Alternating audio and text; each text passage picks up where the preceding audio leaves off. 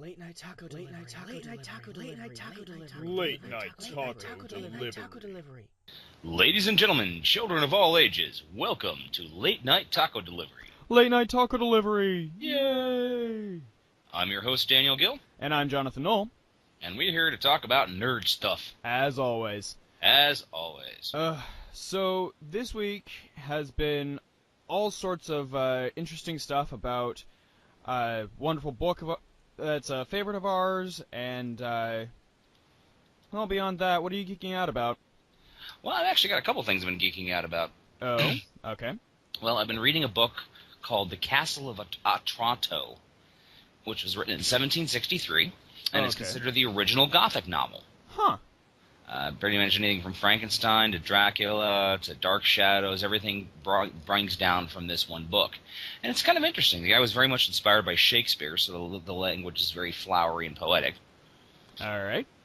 But a lot of the common tropes, like the disembodied voices and the doors that open without human hands, and then it gets weird. Yeah. The castle itself comes alive at various times. Huh.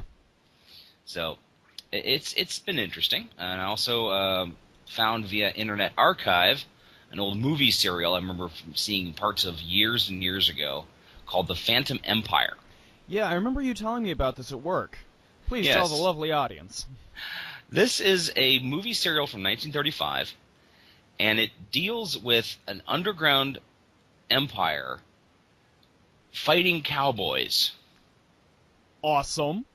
It's the first starring role of Gene Autry, who was an extremely well-known cowboy singer and actor, and it's so bad. Oh my God, I've watched it. It's almost 4 hours long, but it is so gleefully bad. Is it a Republic serial? Actually, it was Republic before they were a Republic. Oh my God. Yeah, that's how far back we're going. Damn. It is really stupid. I love it. I'm watching so much of it. Well, I've been... And I also... one more thing. Sorry. Okay, go for it. I also am watching through channels I do not wish to reveal here. I got a copy of the Going Clear Scientology documentary. Oh, boy. Which is based on a very well-written book from a couple years ago about the history of L. Ron Hubbard and his church. And I'm learning a lot. This is a terrifying church. I could have told you that. Well, I know that. I've been following the Anonymous battles since back when they first started. And I've actually talked to a couple of the major anti-Scientologist protesters, like Mark Berman, I think is his name. Mm. He's the wise beard man. Oh, okay. But he's a really cool dude. I've talked to him a few times online. And it's just, I'm very glad I don't live anywhere near any of this crap. And I'm happy living my little podunk town where I don't have to deal with this shit. But Fair anyway, enough. That's what I've been geeking out about. And I will say that, Scientology is geek related because L. Ron Hubbard was a very well known and actually not a bad science fiction writer. He's a science fiction writer. Yeah, I was going to say that until I burped. Well, I've been playing this game called Audio Surf. Basically, you load up any song you like. Just before getting on here, I actually was playing through the Mystery Science Theater 3000 Love theme, and it basically allows you to ride the levels of your song. You have to hit a certain number of squares on the screen with your spaceship. Mm-hmm. And it's just a lot of fun. It's like Guitar Hero without the instruments or telling you that you suck. And it's on Steam. It's $10. Not bad, not bad. And really, that's about it. Okay. As soon as we decided to do tonight's episode, I, dropped everything else. You went, I'm going to go check out Ready Player One. Indeed. Yes, I've been rereading bits and pieces. I've actually got my copy, my hardcover copy, sitting next to me right now, just because I need to find a review to refer to anything. I'm warning you right now that as much as I love the book, I am going to critique the hell out of it. Oh, yeah, go ahead. And also to our loyal 12 listeners, This is going to be a very spoilerific podcast. Oh, yeah. I was going to say that earlier.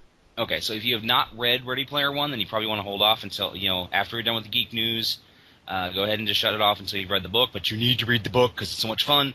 Or just listen to the audiobook by Will Wheaton, because that's Will just Wheaton? Yes, Will Wheaton. Wheaton. Because it's just a joy and a half. It is, honestly. Alright, so, on to the geek news. I've got a few different things. Why don't you go first? Alright. We have the first official Deadpool costume photo. That is the first thing I've got listed here, too.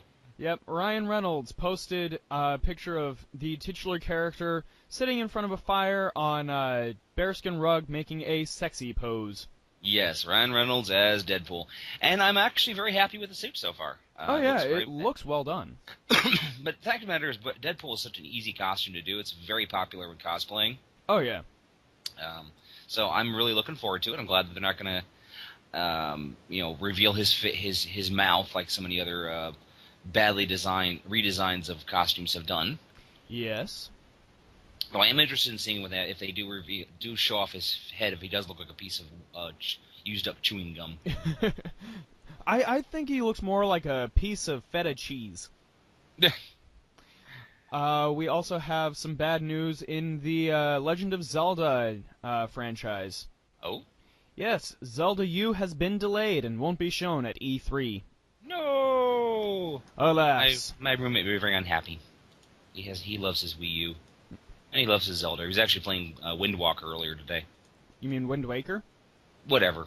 Oh, yeah, fine. I don't game that much, okay? Fair enough. Okay. The Walking Dead spinoff has been announced, and a teaser has been released for Fear the Living Dead. Okay. And it will be taking place in Los Angeles, and it's being looked as a prequel to the current Walking Dead. It does not have any connections to the Walking Dead comic books, so they can go off and pretty much do everything else they want to do. That's fair. One reviewer says that he hopes that it has more character-driven as opposed to what is done in the Walking Dead, which is the plot is driven and the characters are kind of dragged along. I don't watch The Walking Dead, so I can't tell you. Unfortunately, I have to agree with him for somewhat. I don't watch The Walking Dead because the same reason I don't particularly care for a lot of zombie outbreak movies, because people are dumb. Yes. I'm sorry. Oh my god, yes. The zombies are such an easy thing to kill. Mm-hmm. I wish I could remember the name of this show, but it was a show. It was a very short-lived sitcom / mockumentary on MTV a few years ago. Mm-hmm. And it was about an LA police department group whose job was it to go and take care of the supernatural. Huh. And it was just part of their job. They traveled around. They killed zombies, werewolves, exorcised demons, killed zombies, obviously. And you said that twice now. Sorry, I meant killed werewolves, vampires. That was the word I was looking for. There you go. Thank you. I do my best. But, and they would basically have their interpersonal problems and such. But, it was all on the up and up. They all knew all the tropes of how to kill these things. Fair enough. And I thought it was kind of interesting. Do you have a second one there? Well, no, it's actually got to do with George R. R. Martin about talking about The Walking Dead. Oh, Christ. George R. R. Martin reveals how The Walking Dead cast could survive. In a word, castles! Oh, of course. He says that castles would work very well. That's why he believes in Europe that there would not be much of a zombie outbreak because people would just hole up in their castles. Fair enough. And then the drama would come for making runs to local towns for food. There you go. Okay. We have an update on a Queen biopic. I read something about that. Isn't Sacha Cohen involved in it? Yeah, Sacha Baron Cohen will write, direct, and star in Freddie Mercury biopic. Now, I'm trying to picture it. I'm sort of seeing it, but go ahead. Well, the project has been off and on for a very long time. It's been stuck in development hell, and it's one of those, if it happens, it happens. If it doesn't, it doesn't. Mm-hmm. So, I'm wary about it because he's an okay actor and all of that, but it's the write, direct, and star in that is making me going, I'm nervous. Yeah. I remember back in 95 or 96, there was a TV show on called The Mystic Knights of Terre-Nog, done by the same people who do Power Rangers. Uh-huh. And I just remember it was a piece of crap show. It was for kids. But I remember thinking that the main character, the main hero, he would have been perfect as Robert Plant in Led Zeppelin biopic. I mean, I could just see him wearing the flowery shirt and open to his chest and, the skin-tight jeans. I'm like, yeah, I could see him doing that. We also have a cute little movie that came out. Oh? Yes, it's called Home. It's DreamWorks' latest bit. Yeah, I've seen bits and pieces about that. I haven't actually watched it, but I do know that it opened up at #1 at the box office. Yep, and that was the news. Okay, sorry, I didn't mean to jump on you there. No, it's all cool. Okay. All right, you got some? Well, I just want to make mention that this is the 10-year anniversary of the new Doctor Who. No kidding, I almost forgot. Yep, it gone from Christopher Eccleston to David Tennant to Matt Smith to Peter Capaldi. There you and go. It's been 10 years, and the show's still going strong. I know you're not a huge fan of Doctor Who. Well, it's not as strong as it used to be, in my opinion. I think the David Tennant years were the best. Yeah. But it is still going on, and because it is a show that can change and evolve as time goes on, it can get good, it can get bad, it can get good. It just all depends on the writers and the directors. Yep. We have a new Mad Max Road Chaos clip. Fury Road. Sorry. Yes. It looks fantastic. The only problem I have, and this is just me being a niggling little bastard, Tom Hardy doesn't look beat up enough. I'm sorry, Mel Gibson looks like 10 miles of bad road in the original Mad Max movies. Tom Hardy's just almost too cute. Yeah, and to think that guy played Bane. Yeah. I'm sorry, but this voice is not scary at all. I know I've said that 5 or 6 times, but still, it matters. It's true. Okay, let's see here. Go ahead. Okay. The Brothers Grimm is getting a TV show. I thought they already did. No, this is based on the Terry Gilliam movie from 2005. Oh. It's a very visually interesting film. I've seen it. Oh, yeah, I like it. It didn't do so hot at the box office, but apparently, as Hollywood can't come up with any new ideas, they're going to be making the original show. Yeah, the original stories the brothers set out to collect were not for the faint of heart, and we'll be making a show that gets back to those origins and their cautionary, scary, thrilling spirit. Cool. And the original movie starred Matt Damon and Heath Ledger. I remember.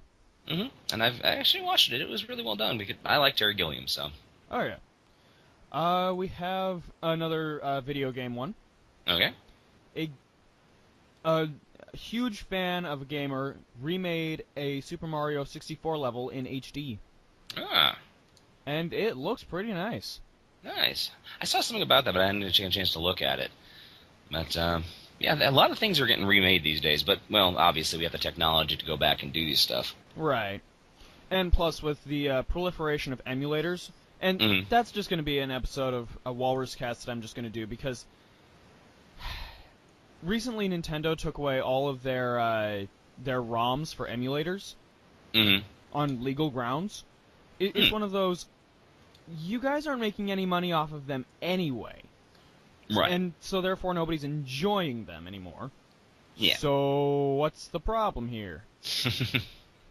That's I think the term is called abandonware. Yeah. And there are some places, like LucasArts is just notorious for it. They've got lots of abandonware, but they refuse to do anything with their old product. Which sucks, because there's this really awesome, I think I mentioned on the show before, there's this really awesome a simulation game called Afterlife, where you basically play a demigod running heaven and hell. I think I remember you saying that, yeah. And I'd love to be either to play it or even have an HD retreatment of it. That'd be cool.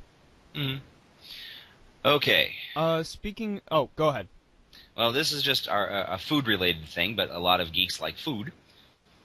Me especially. Get ready for sriracha-flavored everything. Of course.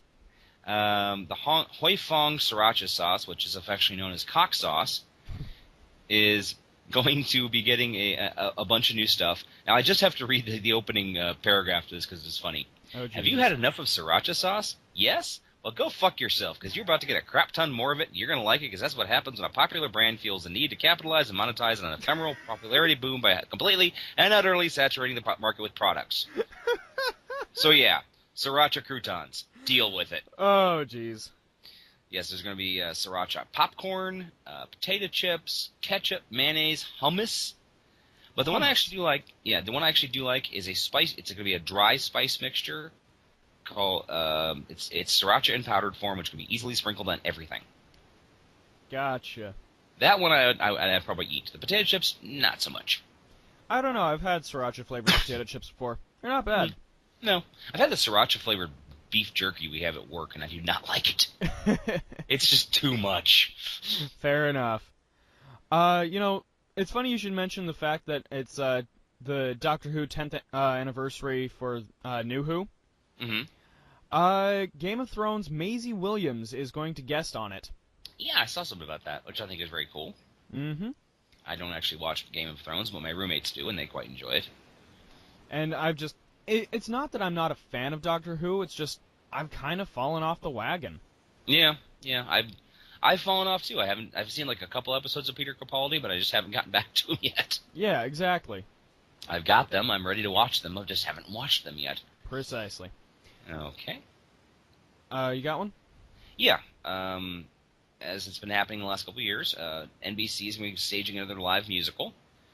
And yes. They've announced The Wiz with Cirque du Soleil. The Wiz, which was had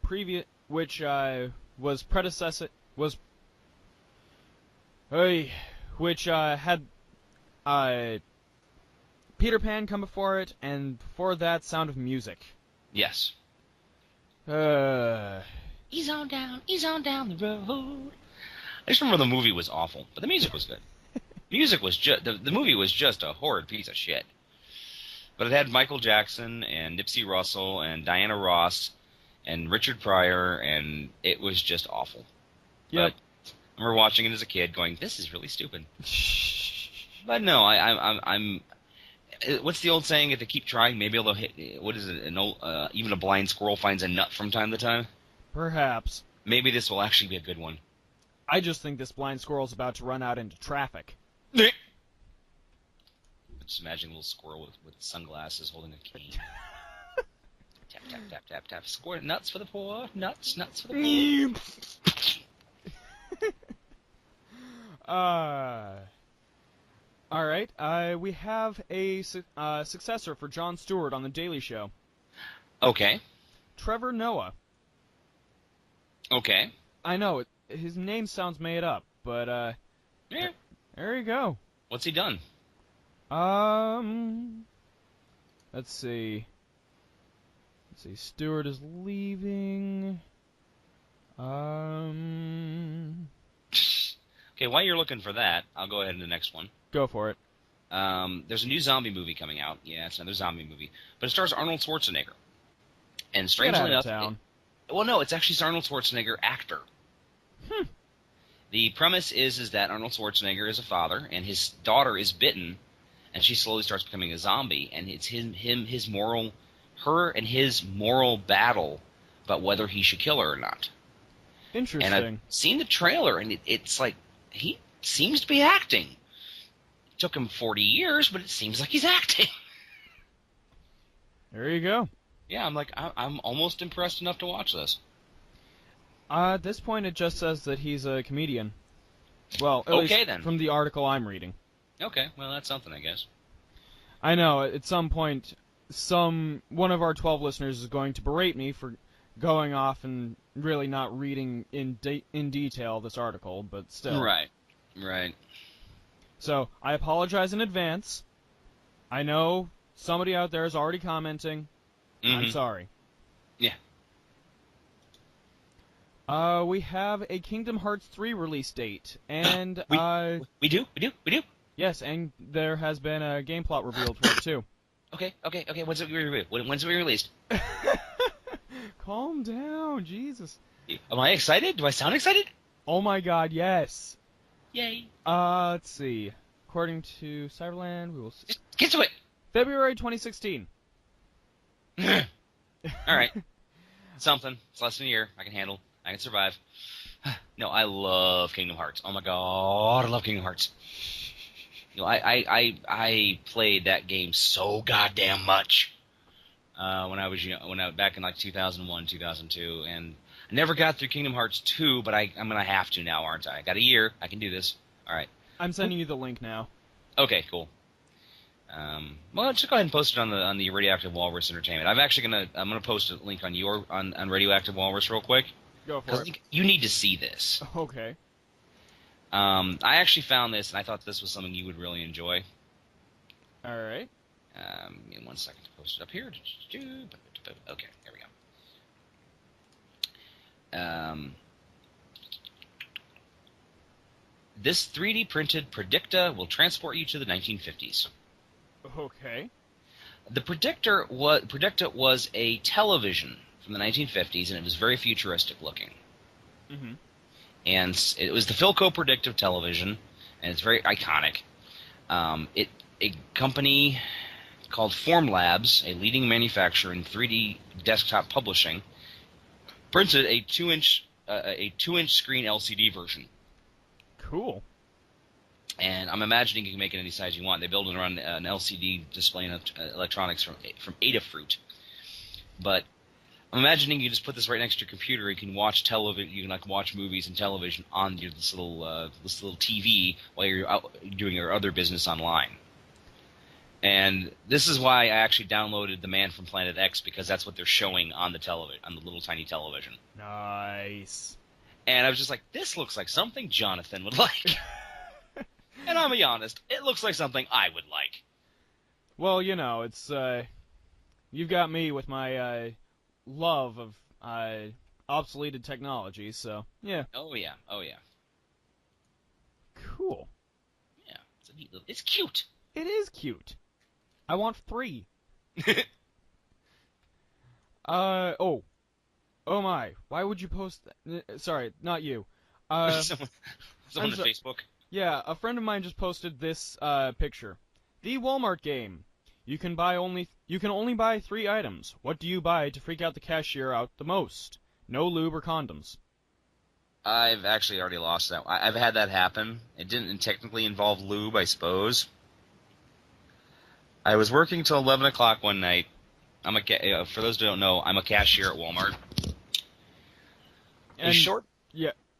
And we hold really no grudge against the place. No, actually, I'm very happy with Walmart lately. I'll tell you why in a minute, but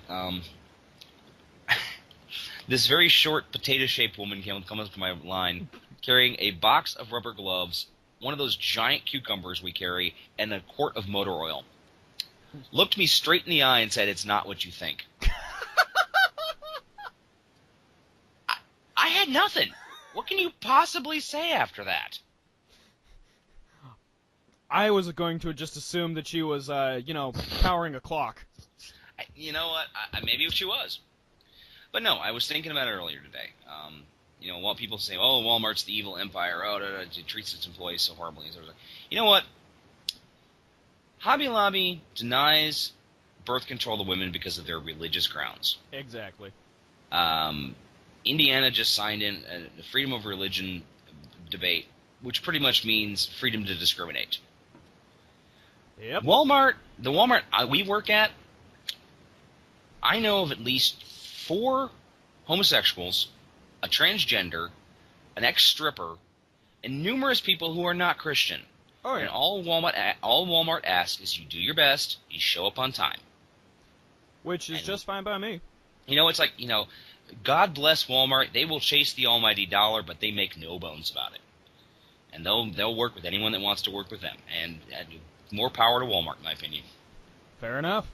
Okay, that's my rant. I'm sure I'll have more tonight, but that's my Walmart rant for the evening. That'll do. Okay. Anyway, let's see. Oh, I have one last piece of news. Oh, I got more than that, so go ahead. No, actually, you go ahead. Okay. A Spectre trailer has been revealed. This is the James Bond movie. Okay. Yeah, the James Bond movie. It's something about James Bond's deep, dark secret. Ooh. Now, what's really interesting is that Spectre, this is the first time Spectre has shown up in modern-day James Bond. Mhm. There's a little bit of history behind this.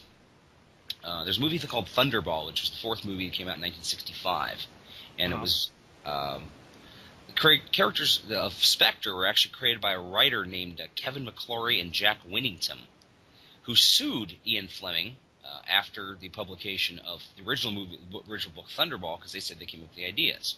Huh. And a judge decided that they were allowed to use the character of James Bond in other productions, as long as it dealt only with Spectre. Interesting. Right. So that's how Never Say Never Again was produced in the early '80s, with Sean Connery was a competing James Bond film from a completely different studio. Now, a couple years ago, there was another court dealing. I believe that Broccoli Productions either purchased or finally won the rights to all of Spectre, which is finally why they made this movie. Okay. But Spectre is this multinational organization that's like the evil United Nations. No. Yeah. But no, I'm actually kind of interested in seeing this. I mean, I've really enjoyed Daniel Craig's run on James Bond lately, especially Skyfall and Casino Royale. Longtime listeners will already know that I've only seen the first James Bond movie, Dr. No. Dr. No, yes. So. Which is one of the few ones I haven't seen. No kidding. Yeah, I never got around to it. I've seen Thunderball. I've seen Never Say Never Again. I've seen You Only Live Twice, or whatever it's called. I've seen Octopussy. My first James Bond movie was For Your Eyes Only with Roger Moore. I watched that on Movie Channel. Anyway, okay. That was my second little rant. History lesson for the evening. Okay, let's see. Adam West and Burt Ward announced they are doing a Batman '66 animated movie. Rad. Yep, this broke on social media over the weekend, but it's worthy mention. At the Mad Monster Party convention in Charlotte, North Carolina this past Saturday, the classic dynamic duo actors announced they are on board for at least once, and maybe 2 animated Batman features. Well, that sounds pretty awesome. Mm-hmm. So I'm looking forward to that. Me too. Okay, what's your next piece of news? My last piece of news is Broadway's Ciara Renee has been cast as Hawkgirl in the Flash in a Flash Arrow spinoff. Neat. So cool. We have a Hawkgirl. We're gonna have Hawkgirl. We have Supergirl. We have Arrow. We have Flash. We have Gotham. The entire Gotham. We're gonna have the entire Disney DC suit. DC has decided they're like, fuck it, we can't handle the movies. We're taking over television. I like that. Screw y'all and your Agents of S.H.I.E.L.D. We're taking over TV. They can enjoy it. Yep. Let's see. There's been a retrospective of Tyrus Wong's artwork. Okay. Well, the reason why he's so important is he's a Chinese American who is responsible for the look of Bambi. Oh? Yes, he actually was a landscape painter who escaped he used forged documents when he was 9 years old. He traveled to California with his family because they were under the Chinese Exclusion Act of 1882. In 1938, he was hired by an in-betweener at Walt Disney Studios, and then they were working on the Bambi movie, where no one seemed to be able to break the story. And he said, well, I do outdoor scenery. I'm a landscape painter. I will do that. And he was responsible for all the artwork. Now, there's a retrospective of his artwork. The dude is still alive. Sheesh. He's 104 years old. Christ on a cracker, man. Yeah. He has continued to make art during his retirement, including toy animals from recycled materials and handmade kites that he regularly flies off the Santa Monica Pier in California. Nice. So he is responsible for the look. I mean, it's some really gorgeous artwork. I'll actually load it up on the Radioactive Walrus page. It's not so much that you can see like the absolute character models and such of what he's done, but you can see the feeling of the film. There you go, then. Yeah. Okay. Let's see what else we got. Oh, yeah, I got one more. Uh-oh, what's that? Okay, you're gonna be depressed by this, but my next news, my thing that should not be, which is not really a thing that should. We'll talk about that in a minute. Disney is developing a live-action Mulan.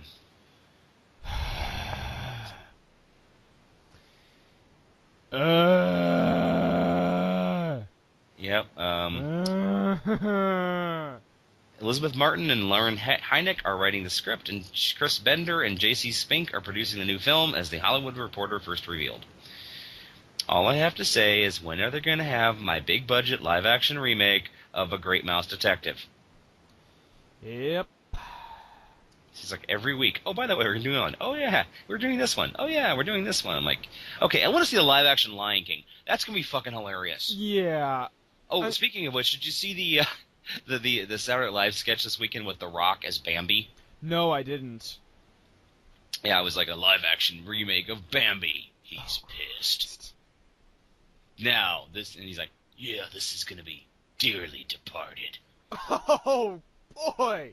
And he's just shooting away. It's like, Vin Diesel as Thumper. Michelle Rodriguez as Faline, or the female Bambi. Tyrese Gibson as Flower. I may smell, but I look good. Oh! 3 minutes long. You really should watch it. Oh, I'll find it again. Don't worry. Okay. Anyway, so now it's where things that should not be. Now, this is not actually a thing that should be because it made me laugh so damn hard. You know what Groupon is, right? Yeah. It's a company, basically, they send you, discounted tickets or free swag or whatever. Yep. Apparently, there is a product called the Banana Bunker. Yes, I remember this. George Takei actually brought it to my attention. Okay, it is a rather phallic-looking thing that you protect your banana in. Actual bananas here, folks. Yeah, but Groupon, apparently people have been sending Groupon Twitters trying to make fun of it, and who's ever in charge of the Groupon Twitter is fucking hilarious. Oh, yeah, they're brilliant. What if our bananas are too big? Groupon, don't exaggerate. What is the effective rate when used correctly and consistently? 99.9% banana protection, of course. No one can be perfect. Oh, let's see, there was another one that was, ooh, there looks like there are a lot of ribs there. I don't remember what the response was, but it was equally brilliant. I can imagine the face of the teachers when my child pulls this out of the lunch bag. That face of an education professional who is happy to see their students is eating well and also taking responsible steps to make sure their snack fruits are as fresh and unbruised as when they were picked in South or Central America. Oh, it's brilliant, though. Oh, God. Okay, my wife has had one of these by her bedside table for 2.5 months without a banana inside. Should I be worried? That's definitely a hint. Make sure to begin stocking your house with fresh, healthy produce as soon as possible. Oh, I didn't even read that one. Oh, it's just like... Is there a glow-in-the-dark version, for when I need it and it's dark? Not yet. You can always put on some glow tape for late-night snack expeditions. Oh, this is perfection. Oh, my God. Here we go. Oh, God, I didn't read this one. Can we expect something a little bit larger? Unfortunately, there is no word on production of the Cucumber Castle or the Eggplant Escort. Yes. Oh, and then there was another one. Can I use this for anything else? You can always use it for a cucumber or a very round carrot. Is this ribbed for the banana's pleasure? That's a complicated question. Bananas don't exactly feel like we humans do, but our scientists estimate they heavily enjoy the comfort of the banana bunker. And it just goes on and on and on. Oh, it looks like a dildo. Don't bring personal life into our banana conversation. Is there someone you should contact if your banana stays bunked for more than 4 hours? Nope, just pat yourself on the back. You're loyal and protective towards your bananas, and it shows. And to think I've been unprotected this whole time. It's never too late to start, Courtney. Does this offer protection against BTDs, banana-transmitted diseases? Unfortunately, scientists have been working for years to come up with an adequate protection from Fusarium, which is a bacteria which is killing our beloved bananas. While the banana bunker will save it from bruises, there is less hope for the banana variant largely eaten in North America, the Cavendish, which offers few resistances to this bacteria. Yeah. If this is exposed to cold water, does it cause shrinkage? The banana bunker's plastic does not drastically shrink when cold, making it a superior banana storage product. And the one to top it all off. You know what this looks like, don't you? Looks like a sound investment, Ken. Yeah. So yes, the banana bunker. Get one for you and those you love. Get one for everyone. Okay, give me 1 second. I'm going to be right back. Literally like in 30 seconds, okay? Okay. And then we will start the show. You got it. So, audience. Oh my god! The microphone killed Dan! No, I'm fighting it. I'm winning. I'm a winner. Okay, goodness. Oh, thank goodness. Oh. You really had me going there. I thought I was going to have to get a guest host. No, not yet. Okay. Whew. So. Oh, sorry. One thing someone sent me tonight. Oh, yeah? It's salt and pepper shakes salt and pepper shakers in the form of Lot and Lot's wife. Guess which one is the salt? Oh god. I saw that. I'm like, oh wow, I'm going to hell. I'm going to hell.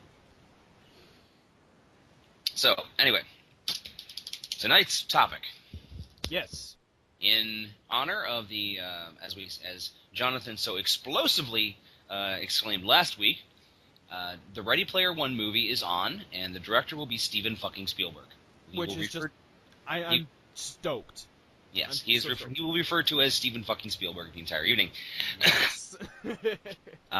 He has been responsible for a number of great geek and nerd-related things over the years. Mm-hmm.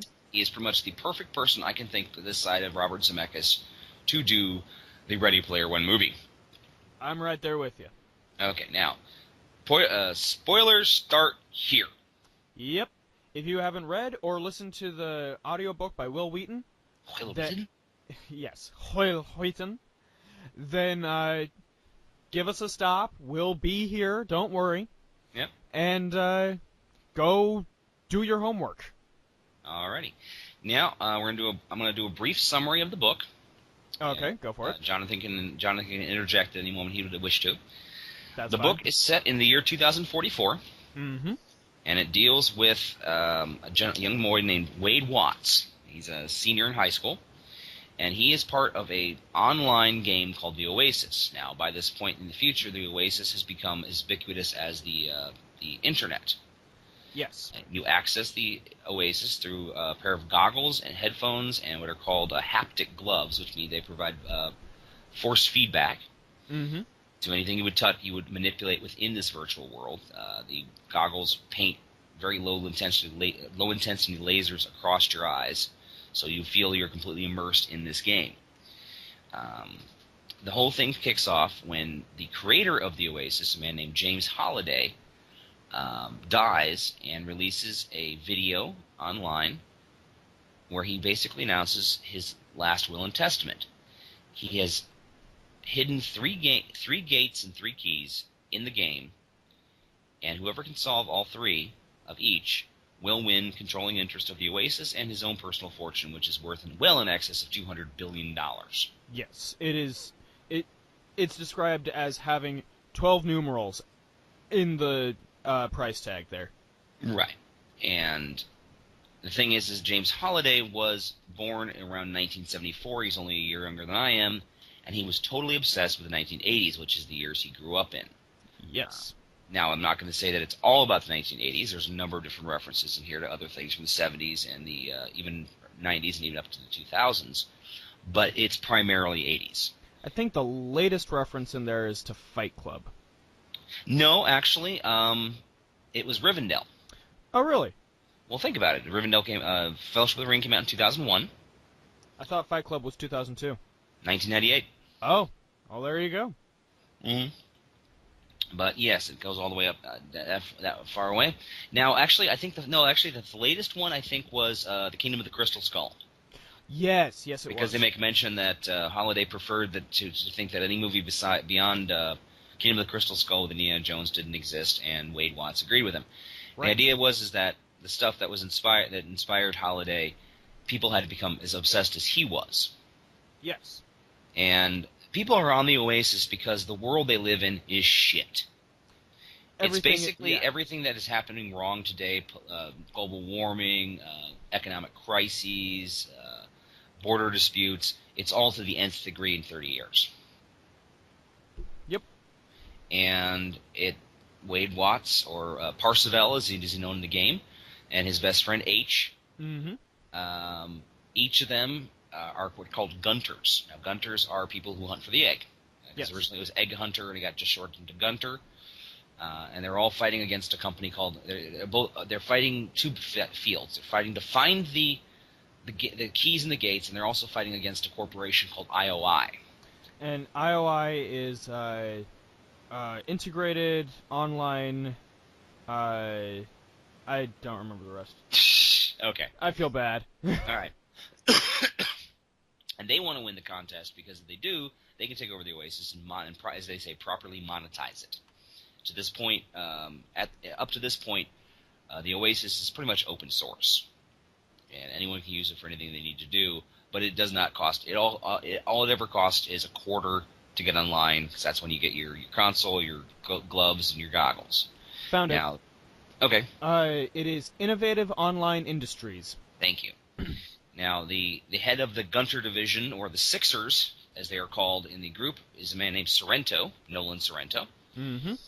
And he's the classic kind of 80s bully / villain, twirling his mustache, crying, "Princess Polly, you will give me the deed to the mine." Oh boy. But the book is just chock full of references to 80s, and like I said, everything you can possibly imagine. I mean, Jonathan, give me 5 references right off the top of your head. Ghostbusters, Knight Rider,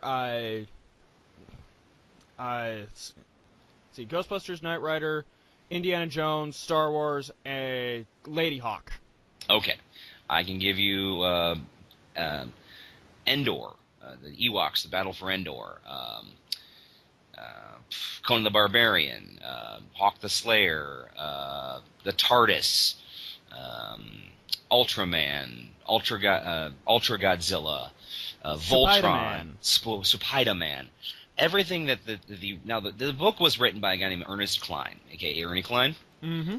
And before this point, he's best known for writing the movie Fanboys. Which is a movie basically about a group of geeky friends who one of them is dying of cancer. Yes. This is set back in 1998, I believe. Yeah. It was made in the early 2000s. It was made in the mid 2000s, but it was actually set back in 1998. And the idea was that one of the guys is dying of cancer, and they want him to see the Phantom Menace before it comes out because they don't think he can survive. So they basically drive to Skywalker Ranch and break in. Now, yes. Ernie wrote this script as a loving tribute to to George Lucas and a whole bunch of stuff he loved as a child, but the studio took it away, recut it, and tried to change the ending, and it was pretty depressing, actually. Finally, it got released, and it's a cult film. I own it. It's not that good. It's okay, but it could have been a lot better. And Ernie basically wrote this book because he wanted to have complete control. And he wanted to make a book that was completely unfilmable. Which is something I can totally respect. Yes. He's like, you can't. There's no way they could put Ultraman and Mechagodzilla together. There's no way they could, use all these references, da-da-da-da. Well, within a day of the publication, Warner Brothers bought the rights. And they've been working on it ever since. 3 guys, Ernie Cline, another gentleman I can't remember the name off the top of my head, and Zach Penn, all took cracks at the script. Zach Penn did the final polish, and that was the one they shopped around Hollywood. And finally, originally they had said they had approached Christopher Nolan to be in the film, to direct the film. which I think unfortunately would have been a disaster. I agree. He's much too serious of a director. Too serious and too, ooh, look at the shinies! Shinies! Look! Over there! It's a shiny thing! He's almost like a Michael Bay in that respect. Yeah, except his movies all really look nice. Because most of them are are all done with practical effects. Right. But instead, now Warner Brothers has announced that Steven fucking Spielberg is involved, and it's fantastic. So... Cool. And basically, he's got 2 more movies. He's got one that's already in the can, which is coming out in 2015. He's going to be doing the BFG, which is the Big Friendly Giant by Roald Dahl. It's due next year, which means Not to be confused with the big fucking gun from Doom. Right. And then, so we're looking at either a release date of late 2017 or 2018 for Ready Player One. Sounds cool to me. Okay. Now, I am going to critique the hell out of this book. Oh boy. I love this book. Don't get me wrong. Hang on. Mm-hmm. Let's start over first with how we found it. Okay, how we found it. All right, go for it. I hate to say it, I found it via 4chan. I was poking around somewhere or another, and I just came across it, and I'm like, what the hell's Ready Player One? And I'm going to freely admit that I pirated the hell out of the ebook. Fair enough. I found it for Kindle, I downloaded it off some website, and I read it. I read it in like a day. Now, I'm never going to say this book is great literature. It is not like, Charles Dickens or Faulkner or, Mark Twain. It doesn't need to be. But it is like the best, greasiest, most awesome double cheeseburger with bacon you've ever had in your life. Oh, yeah. It is so much fun to read. Mm-hmm. I've actually bought the book 4 times by this point. I have my own hardcover copy. I've bought 3 softcover copies. One for my nephew, one for his best friend, who's very much a nerd, and one for one of my best friends out in Massachusetts, a guy named Rain, that I kept just extolling its book, and I finally bought it for Christmas this last year. So I think I've made up for pirating it. I hope so. Yeah. How did you find it? Well, that's a funny story. My Uncle Jason was actually the person who let my dad know about it.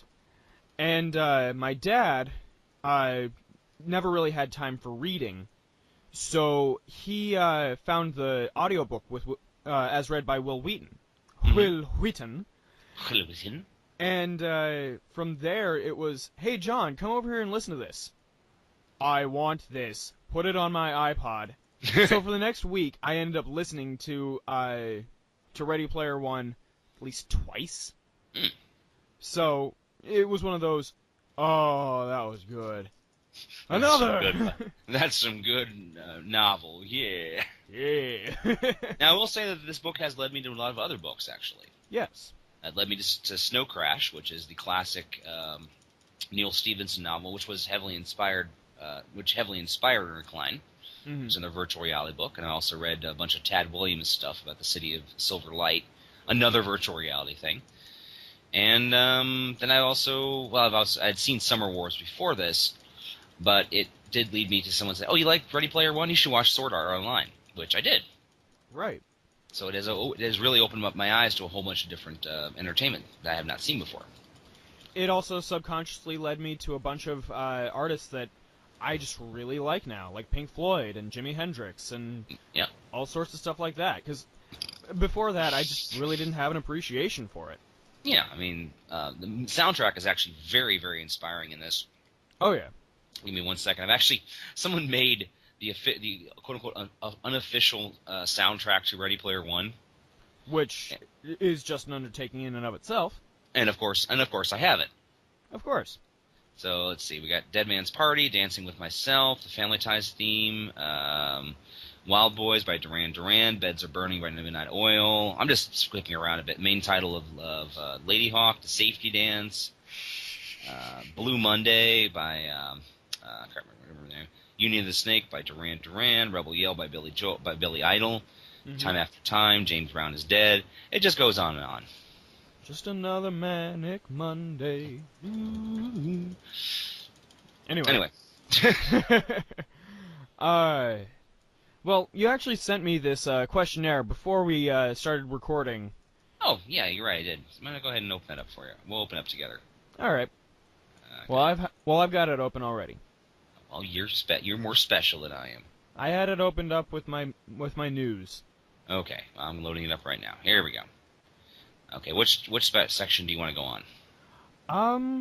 Well, it was one of those situations of I was already halfway done listening to the book again just to refresh my memory of it when you sent this to me. So for the last half of it, it was, well, let's pay attention to see if any of this really pulls anything for me. Okay. So I guess we can start from the top and go down. Okay. Let's go with themes. All right. Intro and summary doesn't really count. Versions of reality. Okay. Oh, sorry, we're talking themes now? Well, yeah, intro and summary we pretty much already covered. Oh, okay. So I see now where... Yeah. Ugh, I've never used this website before. Sorry. It's okay. So click on themes, clicks on versions of reality. Okay. So is the Oasis inherently bad or good? Or is it what the user does with it that matters? I think it because it's so open source, it's very sandboxy, so it is whatever the user makes of it. I'd have to agree with you. One of the problems I have with the Oasis is I didn't like the idea of only having one life. I mean, I know it figured very distinctly in the plot. Yeah. But if you only have one life, it makes, playing other games really difficult. I'll agree with that to an extent. I mean, is it the avatars, like when they enter on, like, Azareth, which is, I guess, the World of Warcraft world? Are they playing their avatar, or are they playing an avatar they create for that world with all the rules and regulations due to World of Warcraft? I don't know. I think that the reason why it's a better thing to have the one life rule is because it allows the reader to realize that, well, and even the person inside the Oasis to realize that life comes at a price. Yeah, the stakes are quite high. Yeah. Now, not everyone. They do say Wade does make a point in the story that not everyone plays the games. They just go on to shop or hang out with their friends or work or whatever. Right. So they're never in any danger of being killed. But it just makes you wonder why instead of having only the one life, why don't they go have the trope of having the 3 lives like every video game in the 80s ever did? I mean, you always have the three lives, 1/4, 3 lives. That was the rule. Inflation. I mean, deflation. That's my best guess. Okay. Let's see. What does it say about identity here? Okay. La la la la la. Ba-ba-da. How does Wade's online identity, Parsifal, differ from his real-life identity? What qualities remain the same and which are different? Well, most of it is just physical stuff that is different. I mean, he still is your average geeky teenager. Yeah. Who just happens to be extremely good at video games. Yep. There were a couple moments I'm like, really? He's gonna beat the Pac-Man game? Really? Yeah, it was one of those. I can't do that. Yeah.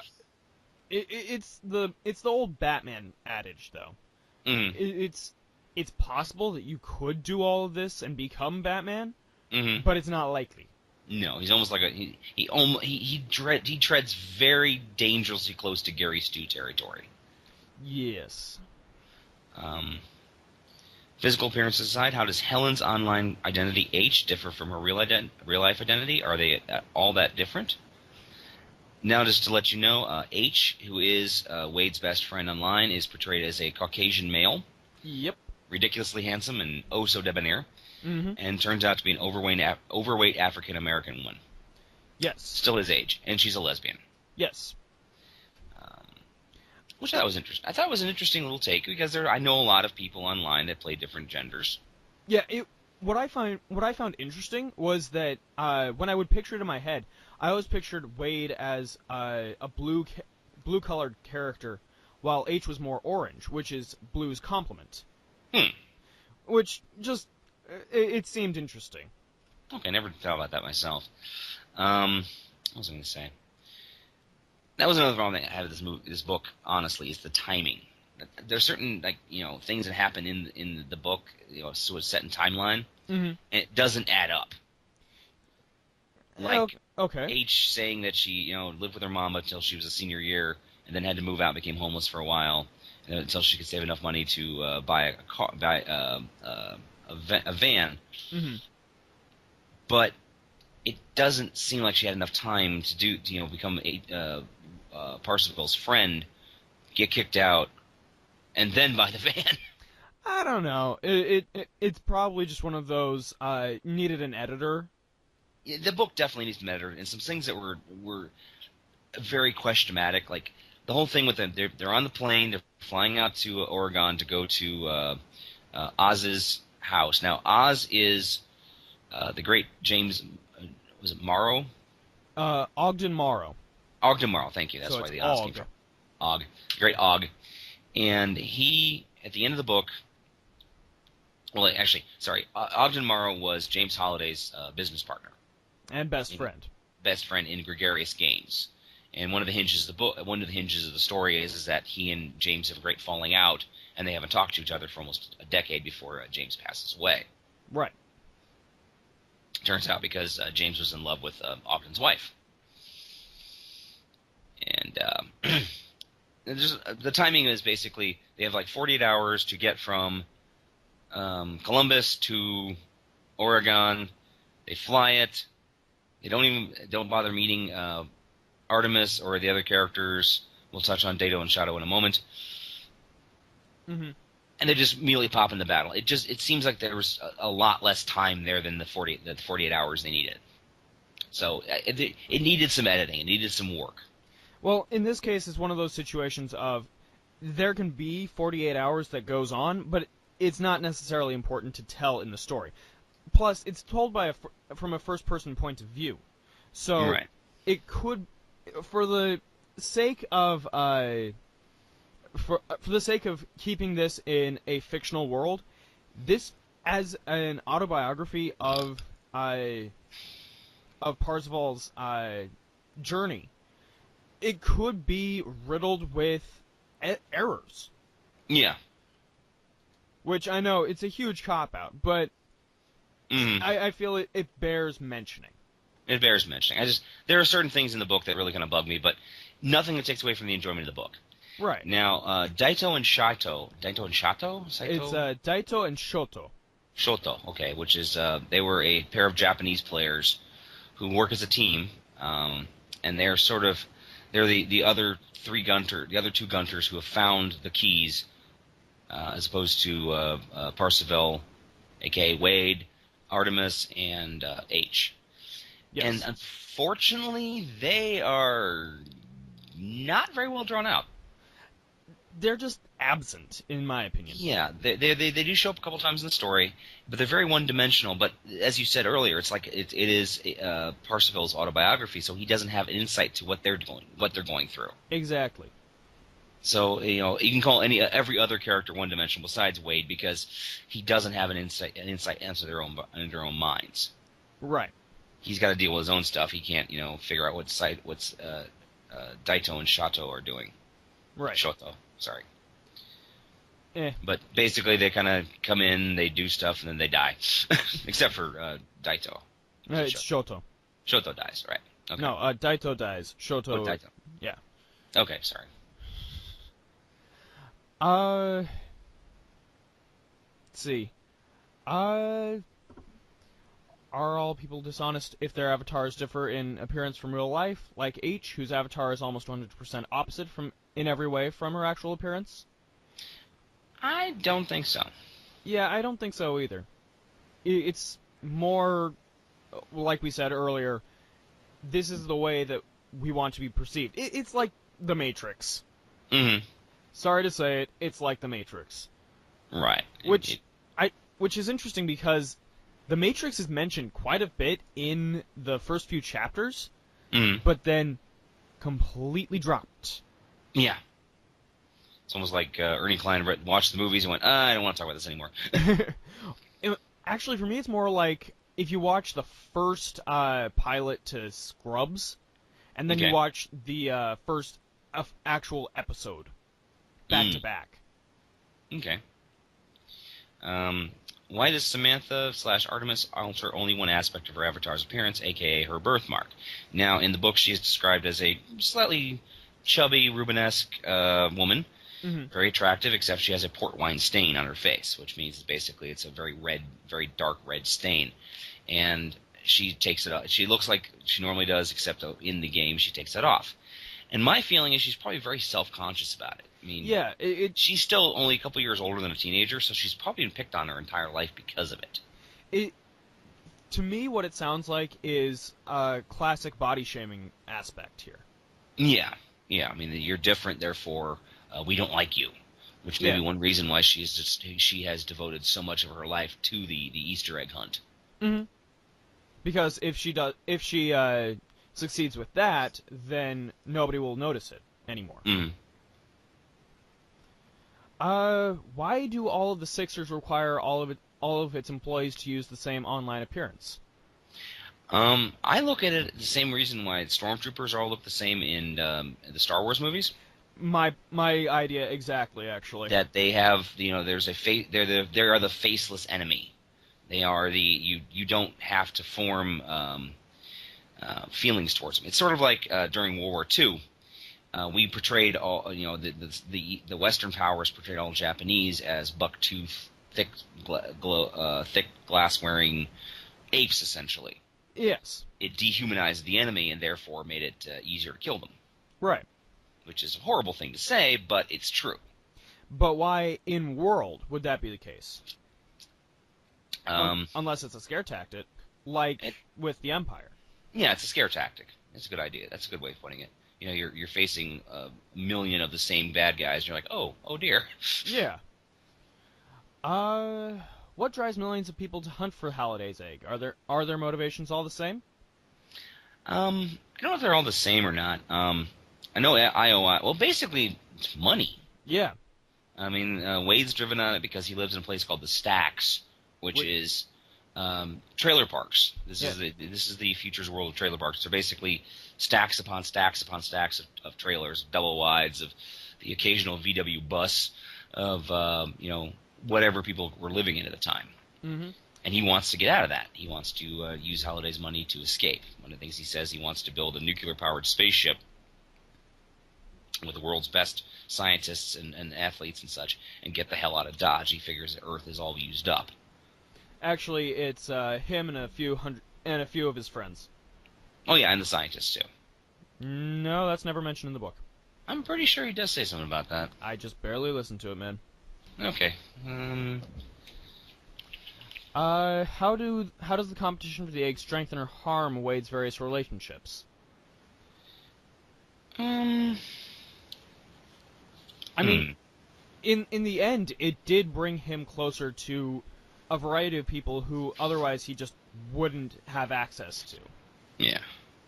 It also opened up the entire oasis for him, essentially. Yeah. Of course, there's always the "if you're not with me, you're against me" credo. Oh no, here we go. Oh. Sorry. Here we go. I know. Here's what he says. I have a nuclear-powered interstellar spacecraft constructed in orbit.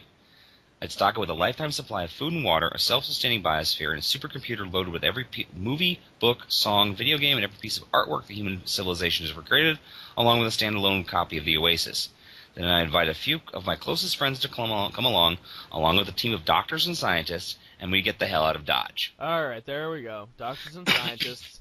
Yeah. You got me. Yep. All right. Next. Ready Player One. Well, I'm kind of skipping around. I'm going to the study questions real quick. Right. Ready Player One shows a dystopian future. Do you see any parts of the book as coming true?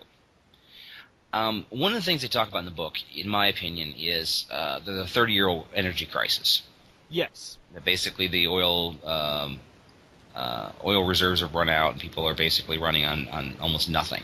Now they do mention that Gregarious Games, which is what Oasis is based out of, is out of Columbus, and they're using high-tech solar power. Basically, they got huge solar power panels that are focusing the sun's power onto a giant chunk of sodium or salt, Mm-hmm. and then that heat keeps them going during the night.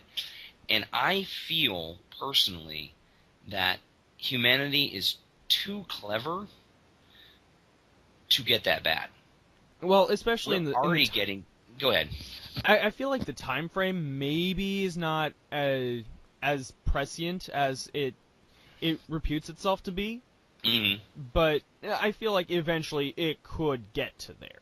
Right, but Puerto Rico just announced that they are completely running on 100% renewable energy right now. Right.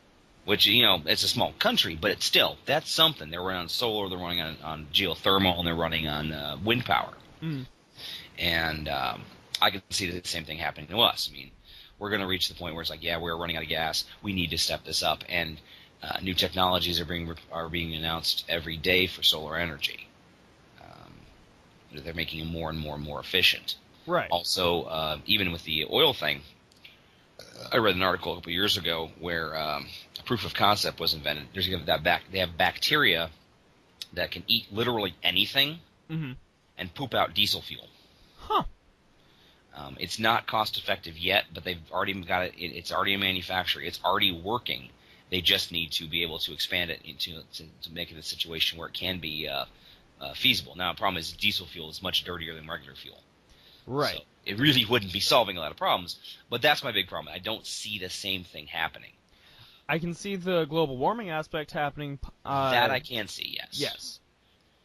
But beyond that, with the complete lack of fuel, plus that's the other thing that got me, was if you have pretty much everyone in the world inside the Oasis at all times, how do you power that with all of that?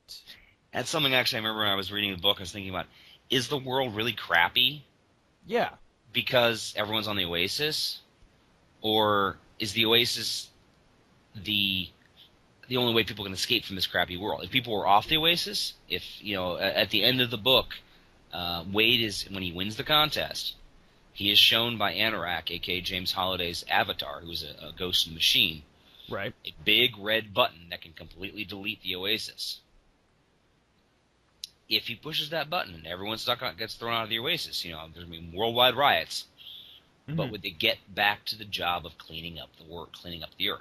Because the Earth is self-healing. It's done a really good job for billions of years. Right. We're just fucking it up right now. Right. But it can be done. It can, if we work with the Earth as opposed to against the Earth. I think we can, have a viable, sustaining biosphere. I feel like, given the world that we are thrust into in Ready Player One, Mm-hmm. I disagree. I think that Wade pushes that button and you have all of those riots. That's going to fuck things up even more.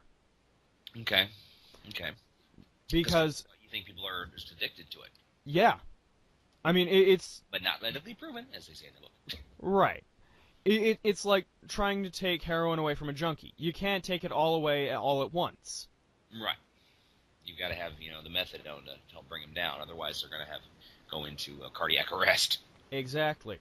So that's why I think that having just a giant Deus Ex Machina just sitting in Wade's pocket the whole time isn't really going to solve anything.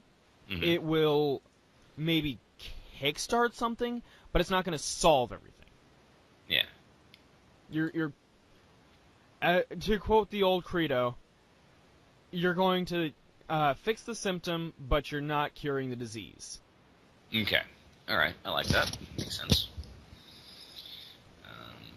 Oh, here's one that got me really thinking, and now that I've established one point already, okay. It may have fallen into place already. Is Samantha or Artemis in love with Wade? I think the possibility exists that she feels a great attraction to him. Yeah. but I don't know if they're in love yet. This isn't, as much as this is a love letter to the '80s, I don't think this is like the John Hughes kind of movie where the bad boy falls in the princess falls in love with the bad boy, Right. and they're gonna be together forever or whatever, or the jock falls in love with the nerd. Right. I think she's gonna give him a chance. I definitely think she's gonna give him a chance, I agree. but I don't know if they're in love yet. Like I said, Yeah, I feel like it cuts off too fast for that to be the case. Mhm. Because literally, after Wade does his IOI indenturement thing, Mhm. there's no indication that... there's every indication that Artemis will never speak to him ever again. Yeah. There's no indication or any hope that she will come back. Right. Until after the contest is over. Right. So, now that the contest is over, that's just... there's the beginning of the next story. But, we don't have the next story. Not yet. He's working on it, though. Ernie has said he's working on Ready Player 2. That's what we hear. Yeah. I wonder if it's going to be released around the time that they release the movie. Let's see. Here's the other one that really grabbed my attention on this one. Mhm. Wade's car is a Frankenstein's monster mash of cars from Back to the Future, Ghostbusters, and Knight Rider. Is this an original idea, and can you make something original when you are building things solely from others' creations? Ooh. Mashups and homages. That's Yes. a really good question. I don't think you can call it original, I don't think you can call it original either. but you can definitely call it, you're loving something. It's like people that take the Mona Lisa Mm-hmm. and manipulate it. I mean, they can paint it, stroke for stroke, but it's not the original. Right. Heck, they can but- put sunglasses on it, and it's still not the original. Well, with sunglasses on it, they can have it with big boobs. They can paint it as a cat. There's all these different things you can do to it. Right. But I consider it like, a lot of artwork and a lot of stuff we're getting these days Mm-hmm. is mashups, homages, reboots, and remakes. Right. They're taking things that we love and changing them around, adjusting them. It's like earlier today, right before I came to work, I was poking around the internet, and I found a video from the AMA Music Awards in 2012, Mm-hmm. and they had a performance by Psy, the guy, the Gangnam Style guy, Oh, wow. and MC Hammer. Right, I remember this. Yeah, it was MC Hammer, and it was Psy and MC Hammer's Gangnam Style mixed with Too Legit to Quit. And I love how he's over 50, but man, MC Hammer hit that stage like it owed him money. Which he it proved, probably did. yeah, but he proved he can really still kick ass. Yeah. But at the same time, it's a nostalgia factor. I mean, he's not been relevant in over 20 years. This is one that I think I should have thought about before I listened to Ready Player One the first time around. Okay. This book is jam-packed with references to 1980s pop culture. Did Right. Ready Player One make you care more about the 80s, less, about the same? Okay. It inspired great nostalgia in me. 'Cause And I remember a lot of the stuff. I mean, I remember 80s. I remember the video arcades. I remember going to the Pizza Hut here in BG and playing Pac-Man on a tabletop. I remember the movies. And I'm not saying that it forced me to go back to my childhood and go, I didn't want to grow up. But it gave me a better appreciation of how many things there were that I'd kind of forgotten about. actually, I'll kind of agree with you on that one. When I first listened to it, what ended up happening was my dad and I just went on a huge 80s movie binge, and then we kind of just forgot about it. Okay. And then, so from there, it's a situation of I've gained several really great friends over this book. I subconsciously picked up an appreciation for certain aspects that are just barely mentioned in the book. Mm-hmm. And from there, it kind of spirals, but I don't feel like it made me care more about the 80s. It just kind of pushed over the first domino. Okay. I remember when I got it, one of the first things it is, I loaned it to my friend Julie Barnes, one who works at the pharmacy, because she's just totally insane, and she's a child of the 80s too. She's She's younger than I am, so she barely remembers the 80s. but she thought it was a really fun book too. She's just great Amazon, I know. Let's see here. I want to talk a little about the epigraphs, which are the opening quotes to each of the chapters, or the level 1, level 2, and level 3. Yes. The two quotes, first one is, the first and the third are by Halliday himself. Right. Being human totally sucks most of the time. Video games are the only thing that makes life bearable, which is how the book opens up. And it reflects with Wade Watts. I mean, he lives in a really horrible situation. He lives with his aunt and her boyfriend and three other families in a double wide, because his own mother died of a drug overdose and his father had been shot in a robbery gone bad. Right. That's one of the reasons why he wants to escape the stacks. The third quote is, "Going outside is highly overrated," which kind of ties into when Wade, in a weird and crazy desperate effort to break into IOI, ends up getting indentured to them. Yes. And this is another one of those Deus Machina. It's like, never mentioned before in the book. It's like, oh, by the way, I can hack their computers. It was kind of set up. Kind of. I mean, remember, it was the information for the hacking into the computers was set up because it was the information was gotten from an information website for black market purposes, which was set up back when they were doing the new identity of Bryce Lynch for Wade. Right. But the second epigraph, which makes a lot of sense, is from Groucho Marx. Mm-hmm. I'm not crazy about reality, but it's still the only place to get a decent meal. Now, how do you feel that reflects on the book?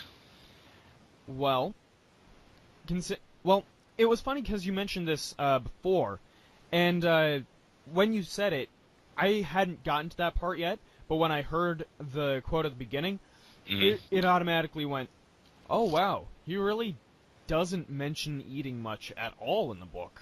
No. Well, kind of. He mentions corn chips. And he mentions sludge, which is like a protein drink that when he decides to get himself in shape. Yes. But he never talks about, getting well, he talks about pizza, obviously. Right, and but he never microwave talks brownies. but he never talks about the enjoyment of food. I mean, for me anyway, I'm a foodie. Right. I'm that guy who, I don't look at naked pictures of women. I look at food porn. I look at an open face, cheese, bacon, and poached egg sandwich and go, oh yeah.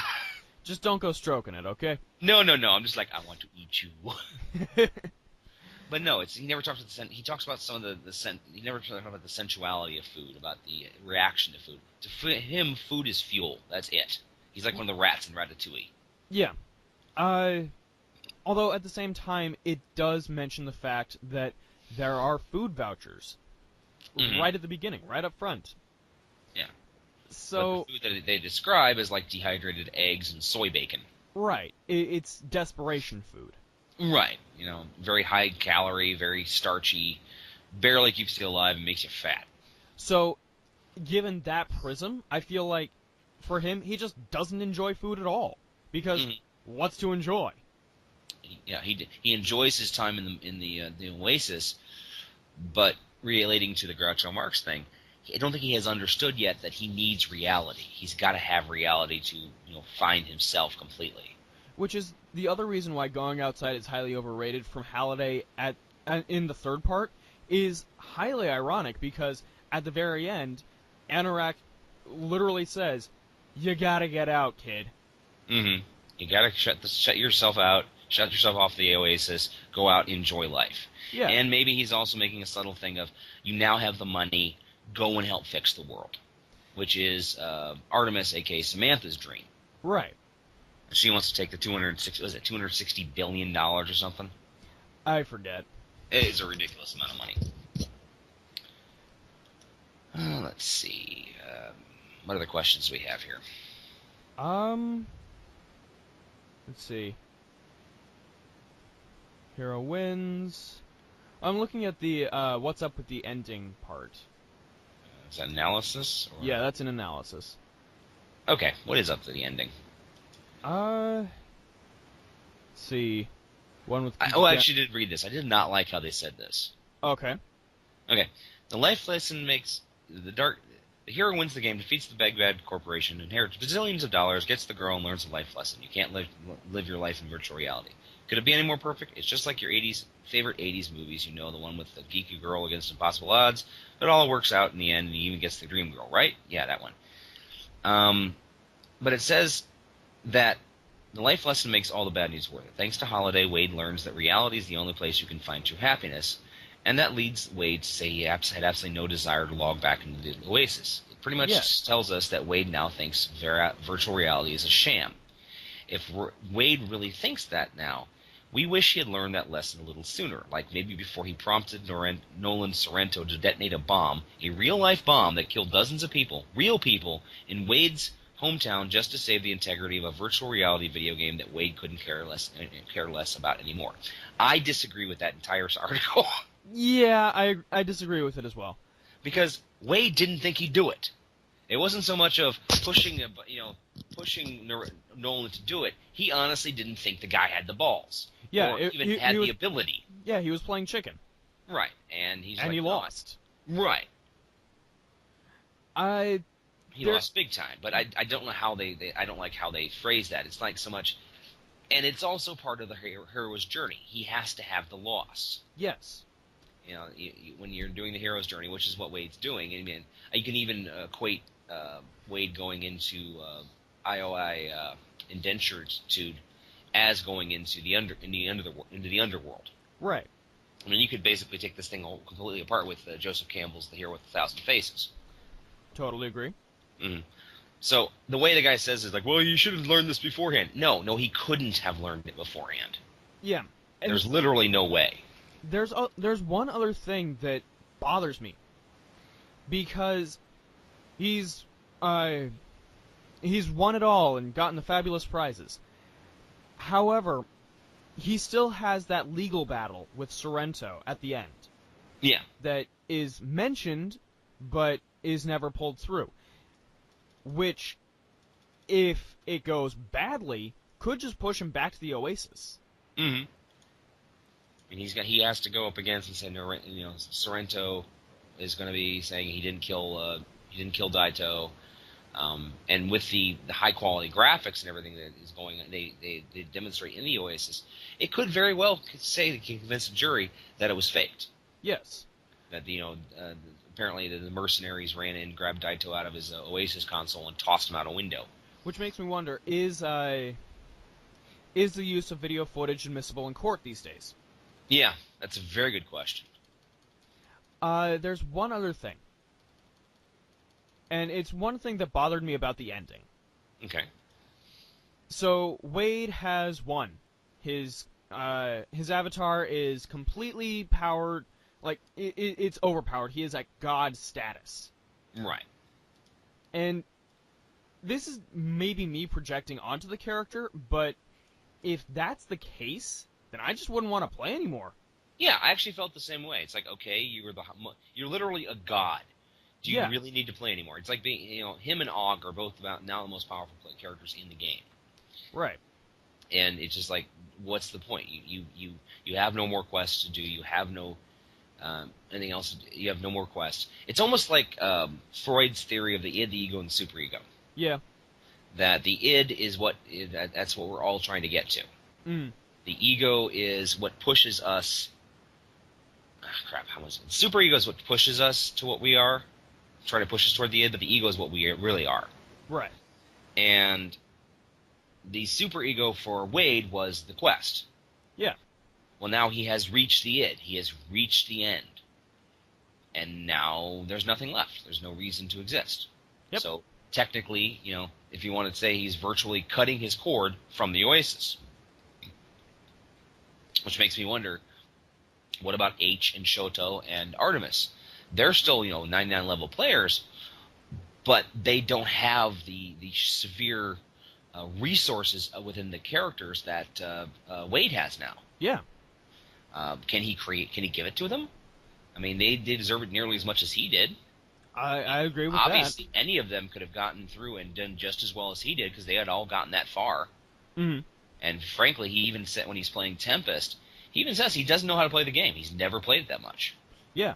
and it was Artemis that talked him through getting all the free The free lives. the free lives. Yeah. And then they helped feed him lines during Monty Python and the Holy Grail. Right. That was another problem I had with the book. It's a very small, niggling problem. Yeah. It's like the references to the gates are almost too well known. Yeah, if it was really going to be one of those, oh my god, in this one episode of Star Trek, nerd, Yeah. then it would probably be one of those, oh my god, one of those episodes of Star Trek. Right. I mean, it's, the Tomb of Horrors, which is the first gate, or Right. the first key. It's been voted the number 3 module of all time on Dungeons and Dragons. There would be a version online somewhere. Yeah. Or even if its conspicuous absence would have been a clue. Oh yeah. Because they even talk about there's a planet Gygax where there's so many other Dungeons and Dragons modules that are set up for running there. Why is Tomb of Horrors not there? Mm-hmm. That would have been my one of my clues toward why isn't this here? Yeah. We know what it looks like. Maybe there's something else we're looking for here. Yeah. I mean, frankly, they should, I hate to say it, find some extremely obscure. I'm doing this as a realism thing. I know this is just the homages and his love letter. Right. But if Holiday was doing it correctly, he would have found a really obscure module from like the back of like Dragon Magazine number 69 or something. I chose the number completely random. I know what it sounds like. I can dig it. I can dig it. But yeah, and then there was Blade Runner, which was, oh my god, wait, just fold it already, fold it, fold it. Yeah. And I sat there and I'm like, okay, get on with it. Continue your quest. Take the test. Well, there's not that many tests that would make sense, and the Voight test from Blade Runner, yeah, that makes sense. Yeah. The only one, I hate to say it, I read the book all the way through. The only one I got was the Captain Crunch reference. I knew what that one was because I've heard of the Captain Crunch hacker. Fair enough. Just for those who are listening, the Captain Crunch whistle blew at a certain hertz. It came out of a cereal box in the 1970s, and if you blew it correctly, it would actually hack phone lines, so you can make free long-distance calls. And in the book, Wade has to find one and blow it at a certain hertz after he's collected the keys to all the trophies for Zork. That's another thing. Zork is so freaking well known. Yeah. I mean, that's a legend. How many sequels are there? Personally, I would have rather had he has to go into Mist or Ooh, Mist would have been nice. Yeah. Been nice, and then maybe he would have to translate all the stuff from language, because that's one of the things that if you play Mist, according to what I've been told, everything you need to know is in the Mist language in the game. Right. And then have something where basically Holiday when you try to play Mist, you try to pull up your notes of how to translate. Mm-hmm. Holiday has disabled all those notes. Right. So you've got to be able to speak that language. There's also one other thing which I feel is a cheat because of the medium. Mm-hmm. Because this is a book, you can do whatever you want. So having an entire world of Zork, yeah, it feels a bit like a cheat, because the idea of Zork as a text-based adventure game means that you can pretty much have anything that is there as long as it's within certain parameters. Right. Like, you have a dilapidated White House. It doesn't have to be a Victorian mansion. Mm-hmm. You have to have a cave with a grue. It doesn't have to be a grassy hill with an opening in it. It could be some canyon wall. Right. So I feel like that might not have been such a great idea, but because of the medium, it could be done. Yeah. Like I said, I think that maybe one more draft of the script would have made it even better. One more draft of the book would have made it even better. Yeah. But overall, it's an extremely satisfying book. It's fun. Exactly. I mean, it's kind of ephemeral. It's kind of dorky. It's a 1980. It's a 1980s kind of not movie. It's set in book form. Yeah. So, with all that being said, I think we should wrap it up. Okay. with our Thou Shalt Not. Now, because we love this book so very fucking much... Actually, before we go to Thou Shalt Not... Uh-oh. Go for it. We were talking about casting the movie. Yes. Unfortunately, we don't know any young actors. Yeah. So the main characters we can't do much with. Mm-hmm. But we do know James Holliday, we do know Ogden Morrow, and we do know Nolan Sorrento. Yes. I'm going to throw out my 3 top picks. You throw up your 3 top picks. Oh boy, I really didn't give this much thought. Okay, well, it's not that hard to figure out. Right. For Ogden Morrow, it's a small role, but it's critical. Okay. I would cast Steve Wozniak. Okay. He was Steve Jobs' partner from when they created Apple. Right. Big, bearded, gregarious guy. I don't think he's done any art or any acting, but I think he'd be a lot of fun to watch. I personally, okay, this is going to sound like a bit of a cheat, but now that I think about it, why not have George R.R. Martin? Ooh, I like that. I mean, he and Ernie Klein are good friends. Exactly. And he borrowed Ernie Klein's DeLorean at one point. Yeah. Okay, I can see George R. R. Martin there. And I'm sure he'd have a good time with it, too. Yeah. I'd love to have Sorrento played by someone from the 80s, someone who's well-known from the 80s. I have heard Robert Downey Jr., Okay.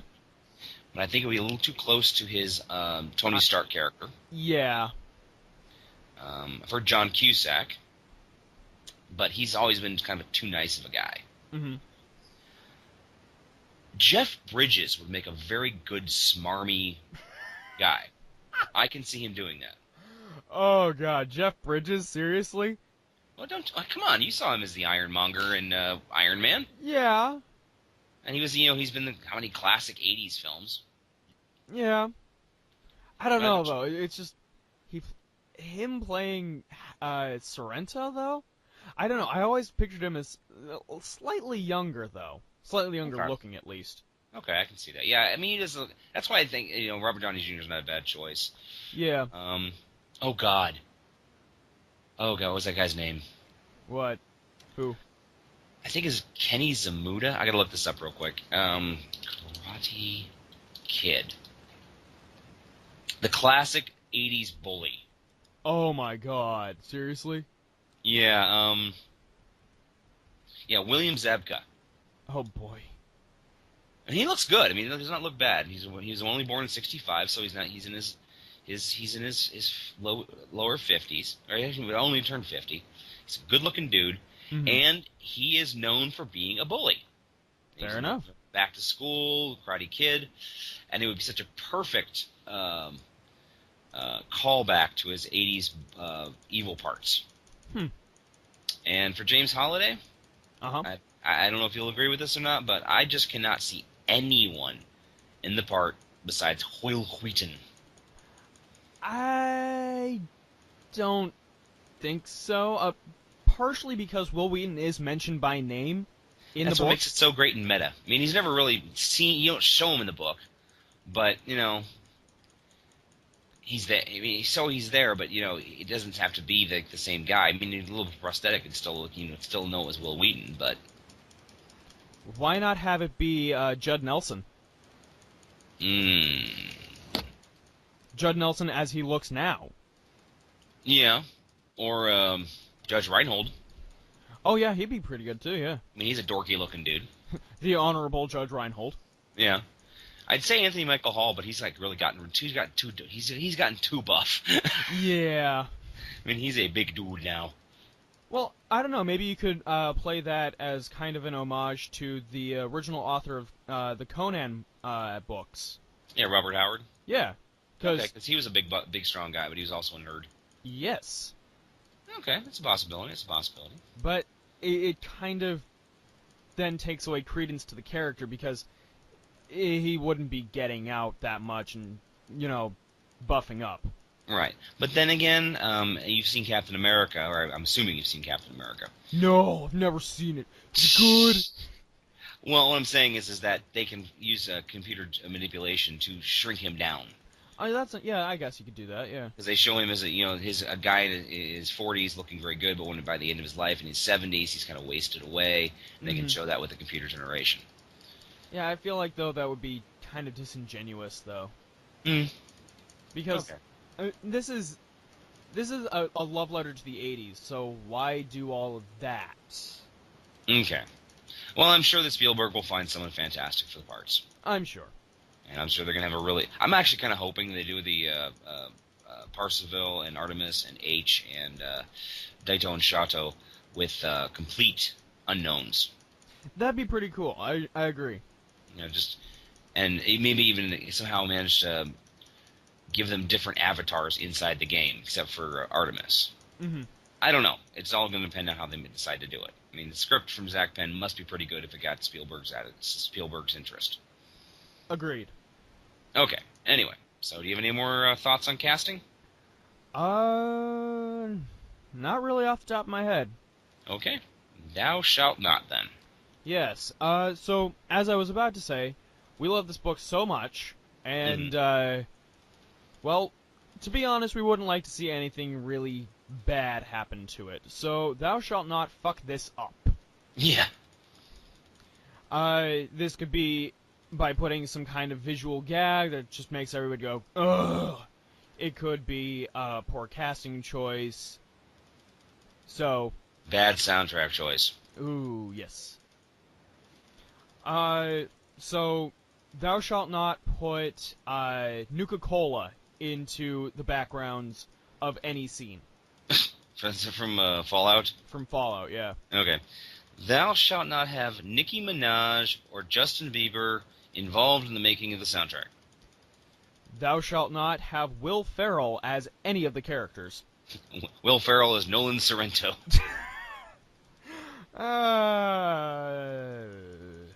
Yeah.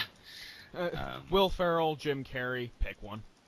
Thou shalt not use the movie as a vehicle to advertise whatever property that the Warner Brothers feels like we should really give a shit about. Yeah, I feel like that would be incredibly disingenuous. I'm sorry, I did not want to hear about the characters going to Universal Studios in Florida, which is now underwater, but they've got you can still go to Hogwarts. Right. Thou shalt not have any reference to Hogwarts. I'm sorry, but they mention Quidditch in the book. Yeah, they mention Quidditch, but beyond that, I don't think it should be there. Yeah, I agree. It's not going to stick strictly to the 80s because there's 70s references and 90s references, but right. Like for the longest time after listening to the story, I actually thought that everything canon was just the 80s, but then I listened to it again and I'm like, oh wait, they reference Kevin Smith, and I dig Kevin Smith. They reference Kevin Smith, and I think Rush's 2112 came out in the mid 70s. Yeah. Thou shalt not have a shitty video game tie-in. Yeah, that would suck. Yeah, I mean, I have a feeling that there's going to be something with the Oculus Rift, but... That would be okay. I think that would be cool. Yeah, as long as the game is done well. I mean, there's been a lot of, tie-ins for video games, and they've sucked. See the E.T. fiasco. Which, strangely enough, Steven Spielberg liked that game. I don't think he actually played it. No, he said he did. I don't know, I feel like it's kind of ephemeral. Too apocryphal, really. Mm-hmm. No, I've got him on video. Yeah, I know. But anyway. Thou shalt not... Actually, no. I can see a breakfast cereal tie-in. Because he does talk about breakfast cereal a lot in the movie, in the book. He's like, I miss never having a chance to enjoy good breakfast cereal. Yeah, I can see that. Oh, could they put the whistle into the cereal as well? Please? Into the Crunch Berries? Yeah, that'd be awesome. There's a tie-in with Ready Player One. Yes. You will find your own key. Or, log on, with a serial tie-in, log on to whatever website to claim your own key and go on your own adventure. That'd be cool. That would be cool. Yeah, thou shalt not change the DeLorean into a Cadillac, because Cadillac paid you more money. Or thou shalt not have an Impala. An Impala? It's a Supernatural reference. Oh, that thing, yeah. Yes. No. No. No. No. No. No. No. I will personally reach through the internet and throttle anybody who says otherwise.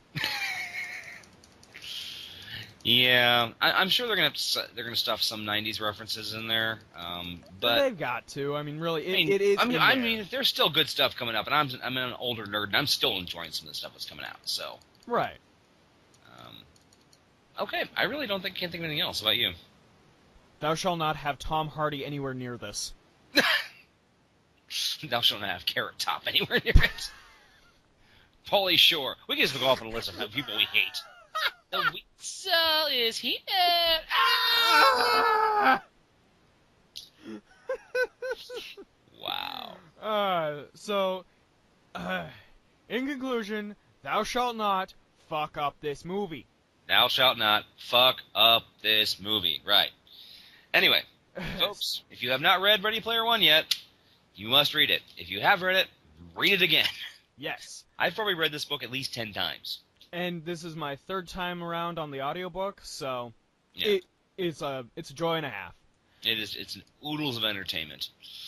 Now, for all of those of you who are looking to participate in Thou Shalt Not, as always, you can log on to Twitter and use the hashtag LNTD. Let's see, this is 16? Mm-hmm. Yep, LNTD16, hashtag Thou Shalt Not. And just make sure to tweet it to us, and we look forward to seeing any responses. Yeah, it'd be cool. Of course, we're also on Facebook and YouTube, so links will be posted on Mixcloud as usual. Yep, and hopefully at least be sending some flyers to some various conventions around. Yep. And all right, well, that was cool. Yeah, that was cool. And I'll send you a link. Oh, my list. I have a name for the episode today. Oh boy. Yep. So from all of us here at Radioactive Walrus Entertainment, The Recording Closet, and Dan's House. Thank you for joining us. And as always, have a good evening. Good night, all. Late Night Taco Delivery is performed by Daniel Gill and Jonathan Knoll. New creepy opening by Jonathan Knoll. If you have a suggestion for a future show, would like to participate in Thou Shalt Not, or just get in contact, drop us a line on Twitter at Radio Walrus Pod. Feel free to also comment on the site you found us on. This has been a production of Radioactive Walrus Entertainment. John, what do chickens say?